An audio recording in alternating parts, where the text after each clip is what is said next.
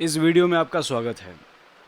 इस वीडियो में हम लोग उत्तर प्रदेश बोर्ड परीक्षा में प्रीवियस ईयर्स में पूछे गए प्रश्नों को हल करेंगे, जो कि संधारित्र के टॉपिक से रिलेटेड हैं। इसमें आप अगर चाहते हैं कि इस प्रकार के प्रश्नों को आप बोर्ड एग्ज़ाम में अच्छे से हल कर पाएँ, तो आप कॉपी कलम निकाल करके और जैसे मैं इस चीज़ को समझा रहा हूँ, इस प्रश्न को समझा रहा हूँ, आप समझ करके इसको कर लीजिए, ठीक है। सिर्फ देखने से ये आपको समझ में नहीं आएगा। तो चलिए शुरू करते हैं। यहाँ पहला प्रश्न जो आपकी स्क्रीन पर दिख रहा है, पहले आप वीडियो रोक करके इसे खुद से हल करने का प्रयास करिए। यदि आप इसे लगा लेते हैं तो बहुत बढ़िया, यदि नहीं लगा पाते हैं तो फिर आगे इसको प्ले करके और इसके सॉल्यूशन को देख लीजिए, ठीक है। तो चलिए शुरू करते हैं।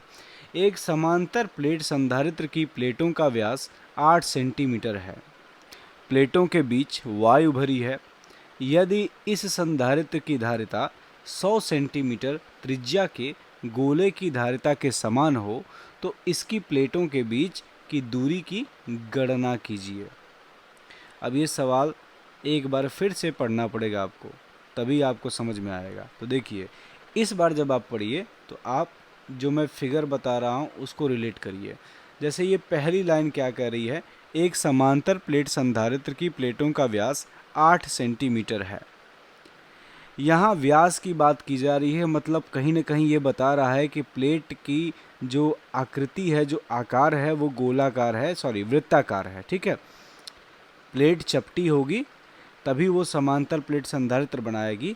तो यहाँ प्लेट का जो आकार है वो वृत्ताकार है, तभी उसका व्यास यहाँ पर दिया गया है, ठीक है। तो प्लेटों का व्यास 8 सेंटीमीटर है। तो मैंने क्या किया, एक समांतर प्लेट संधारित्र मान लिया जिसकी दो प्लेटें हैं जो कि वृत्ताकार प्लेटें हैं और वो परस्पर एक दूसरे के समांतर हैं। पहली प्लेट को मैंने x बोल दिया, प्लेट x, दूसरे वाली को y बोल दिया हूँ, और इन दोनों के ही व्यास जो हैं वो 8 सेंटीमीटर हैं। तो ये पहली लाइन का फिगर हमने यहाँ पर ड्रॉ कर लिया है। अब दूसरी लाइन, प्लेटों के बीच में क्या भरी हुई है, वायु भरी है। तो यहाँ पर प्लेटों के बीच में इन खाली स्थान में वायु भरी हुई है, ये बोल दिया इसने। यदि इस संधारित्र की धारिता, मतलब इसकी धारिता, इस वाले की धारिता 100 सेंटीमीटर त्रिज्या के गोले की धारिता के समान हो, यानी कि कोई एक गोला ले लो और उसकी त्रिज्या कितनी हो, ये गोला है, इसकी त्रिज्या है 100 सेंटीमीटर, 100 सेंटीमीटर। तो इसकी जो धारिता होगी उसकी धारिता किसके बराबर है, इस वाले समांतर प्लेट संधारित्र की धारिता के, ऐसा बोल रहा है, ठीक है। अब इसके बाद क्या बोल रहा है, समान हो तो इसकी प्लेटों के बीच की दूरी की गणना कीजिए। किसकी प्लेटों के बीच की दूरी, इस वाले समांतर प्लेट संधारित्र की ये जो दो प्लेटें हैं, प्लेट x और प्लेट y, इन्हीं के बीच की दूरी की गणना करनी है। यानी कि ये हमें d निकालना है, d for distance between plates, ठीक है। इसको हमने d माना हुआ है, स्मॉल d। अब इसे हल कैसे करेंगे, तो हल इसका कैसे होगा, यहाँ समांतर प्लेट संधारित्र, इस वाले में प्लेट की त्रिज्या क्या है, तो त्रिज्या क्या होती है, व्यास का आधा होती है। तो हमने क्या किया, 8/2 कर दिया, यानी 4 सेंटीमीटर इस प्लेट की त्रिज्या आ चुकी है। तो त्रिज्या का मान अब मीटर में कन्वर्ट कर देंगे तुरंत, तो 4 × 10⁻² मीटर हो जाएगा। इस बात का आपको ध्यान रखना है कि आप कोई भी दिया गया मान सवाल का, उसको तुरंत आप मीटर में कन्वर्ट कर लीजिए, MKS पद्धति में कन्वर्ट कर लीजिए, ठीक है। अब अगर प्लेट की त्रिज्या पता चल गई तो किसी एक प्लेट का क्षेत्रफल अगर उसे हम कैपिटल A मानते हैं तो वो किसके बराबर होगा, क्योंकि प्लेट की आकृति वृत्ताकार है, इसीलिए इसका क्षेत्रफल A बराबर πr² हो जाएगा, जहां r क्या है, इसकी त्रिज्या है, ठीक है। तो अब यहाँ पाई का मान तो पाई ही रहेगा, r का मान ये वाला जो आया उसको ला करके रख देंगे यहाँ पर, तो ये आ जाएगा पाई इंटू 4 × 10⁻² का होल स्क्वायर, ठीक है। अब इसके आगे, अतः इसकी धारिता, तो यदि किन्हीं दो प्लेटों के बीच अगर निर्वात भरा हो, मतलब कि एप्सिलॉन नॉट वाला यहाँ पर वैल्यू आएगा, ठीक है, कैपिटल के एप्सिलॉन नॉट नहीं आएगा बल्कि केवल एप्सिलॉन नॉट आएगा यहाँ पर फार्मूले में। तो इसकी धारिता का सूत्र क्या होता है, C बराबर epsilon not A upon D. इस सूत्र में हम क्या रखेंगे, A का मान रखेंगे और D तो हमारा निकालना है हमको, तो D ऐसे ही रहेगा। यानी समांतर प्लेट संधारित्र की धारिता के लिए ये व्यंजक आ चुका है, ये सूत्र आ चुका है। यहाँ एप्सिलॉन नॉट A का मान पाई गुणे 4 गुणे 10 के घाते -2 का स्क्वायर अब बटे में D। अब इधर आ जाइए इस साइड, जो ये गोली चालक है ये वाला, आप लोगों को विलगित गोलीय चालक की धारिता का सूत्र बताया गया है कि यदि उसकी त्रिज्या a होती है तो उसकी धारिता का सूत्र आता है 4 pi epsilon not into a, यदि बाहर का माध्यम निर्वात है तो, ठीक। तो उसी सूत्र से हम लोग यहाँ पर क्या लिख लेंगे, गोलीय चालक की त्रिज्या क्या है, 100 सेंटीमीटर है, यानी कि त्रिज्या को मीटर में कन्वर्ट करेंगे तो वो 1 मीटर के बराबर आ जाएगी। त्रिज्या 100 सेंटीमीटर का मतलब 1 मीटर, ठीक है। उसके बाद गोलीय चालक की धारिता, इसका सूत्र C बराबर 4 पाई एप्सिलॉन नॉट A से क्या लिखा जाएगा, C बराबर 4 pi epsilon not into A का मान क्या, 1 मीटर। तो इस तरह से इसके धारिता का मान क्या आ जाएगा, C बराबर 4 पाई एप्सिलॉन नॉट। अब आपसे क्या कह रहा है ये कि इसकी धारिता और इसकी धारिता दोनों बराबर है, ठीक है। तो यहाँ पर क्या कर देंगे, क्योंकि दोनों की धारिताएं बराबर हैं, अतः इस वाले को हमने समीकरण 1 माना हुआ है, इस वाले को समीकरण 2 माना हुआ है। समीकरण 1 व 2 से हम क्या करेंगे, यहाँ दोनों को बराबर कर देंगे। तो epsilon naught pi into 4 into 10⁻² whole square upon D बराबर 4 पाई एप्सिलॉन नॉट।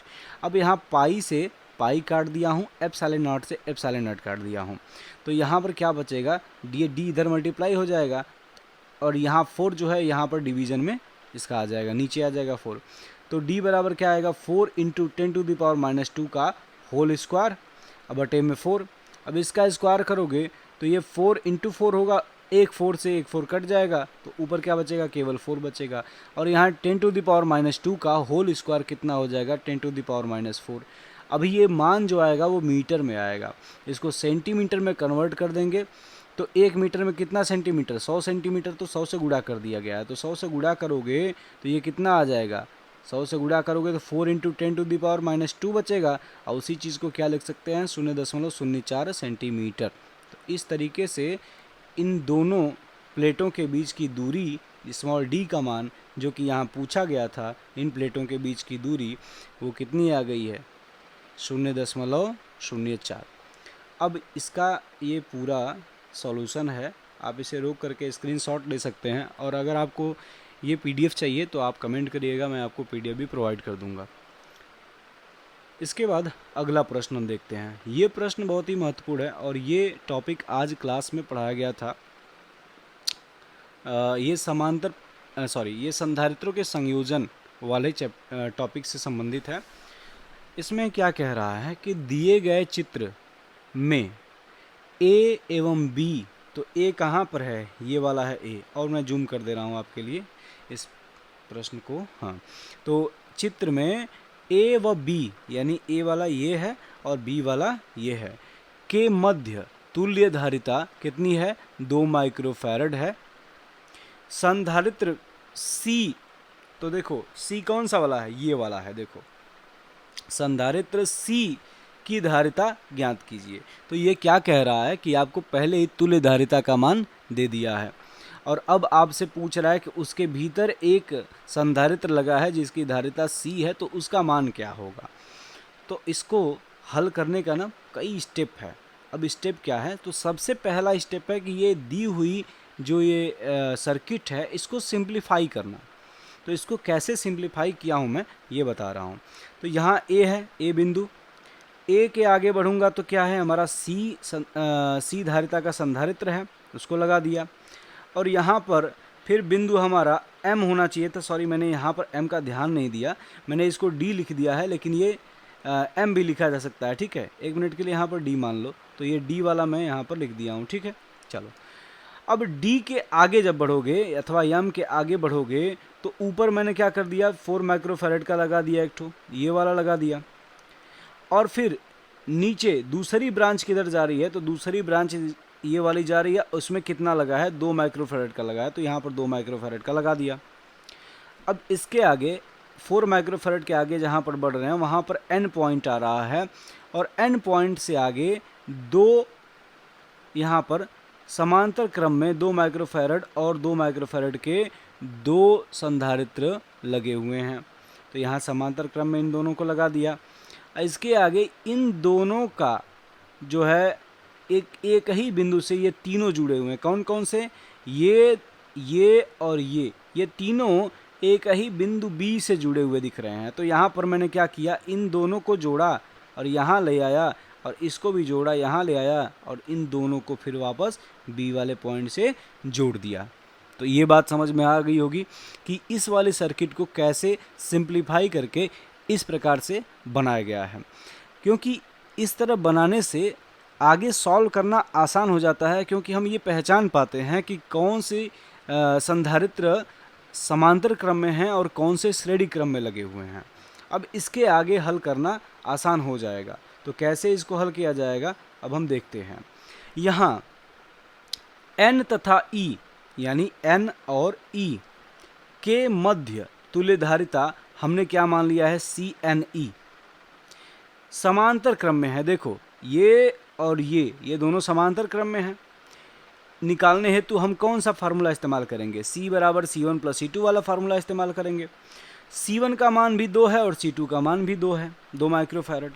तो यहाँ CNE यानी कौन सी, N तथा E के मध्य तुल्यधारिता CNE बराबर हो जाएगा 2 + 2 यानी कि 4 माइक्रोफैरड। तो ये पता चल गया कि इनके बीच में अब हम लोग फाइनली एक 4 माइक्रोफैरड का इस तरह से लगा सकते हैं सर्किट में। तो इसी काम को मैंने आगे किया है। यहाँ पर मैंने एक 4 माइक्रोफैरड का, सॉरी एक यहाँ पर माइक्रो छूटा हुआ है, इसको मैं लिख देता हूँ माइक्रोफैरड, ठीक है। 4 माइक्रोफैरड का यहाँ पर हम लोग लगा देंगे संधारित्र। अब इसके आगे हम लोग क्या करेंगे, D तथा E के बीच में अब हमें 2 संधारित्र श्रेणी क्रम में लगे हुए दिख रहे हैं। तो D तथा E के बीच तुल्यधारिता CDE श्रेणी क्रम के लिए ये सूत्र हम लगाएंगे, कौन सा, 1 में CDE यानी कि तुल्यधारिता CDE 1 में आती है, बराबर 1 में C1, 1 में C1 प्लस 1 में C2, जहाँ C1 और C2 दोनों के मान क्या हैं, क्रमशः 4 माइक्रोफैरड और 4 माइक्रोफैरड ही हैं, इसीलिए C1 बराबर 4 माइक्रोफैरड बराबर C2 कर दिया हूँ। अब इन दोनों के मानों को रखा जाएगा, तो 1/4 और प्लस 1/4 ये मिल करके 1/2 बन जाएगा, और 1/2 बराबर 1/CDE है, तो CDE का मान क्या आ जाएगा, 2 माइक्रोफैरड आ जाएगा। यानी अब हमने इन दोनों को रिप्लेस करके इसके इक्विवेलेंट एक 2 माइक्रोफैरड का संधारित्र लगा दिया। तो देखिए अगले फिगर में हमने वही किया है, यहाँ पर D और E के बीच में 2 माइक्रोफैरड का संधारित्र लगा दिया है। अब इसके आगे फिर क्या होगा, तो अब हमें ये दिख रहा है D और B के बीच में 2 संधारित्र समांतर क्रम में जुड़े हुए हैं। तो यहाँ समांतर क्रम वाला फार्मूला आगे लग जाएगा।